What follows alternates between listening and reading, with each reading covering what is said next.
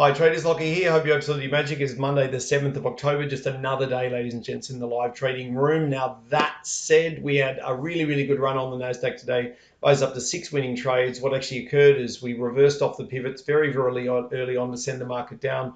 We picked up some beautiful deltas on the way down. But the lesson, ladies and gents, the lesson of the day is the NASDAQ loves to fail at pivots, which I'll draw on the screen for you, love to fail at pivots, and also loves to fail at Fibonacci. So the lesson of the day for everybody, guys, firstly, make sure you know where your pivots are, make sure you know where your Fibonacci is. Now in this case here, we've got an opportunity to reverse up to 4 times, guys, off these levels down the bottom. Guys, now the key is this little box I've got on the chart for you here, that's $100 US. So you actually had the opportunity, if you missed the fall, you had an opportunity for 400 to $200 US reversals in a row, 4 wins, 4 trades.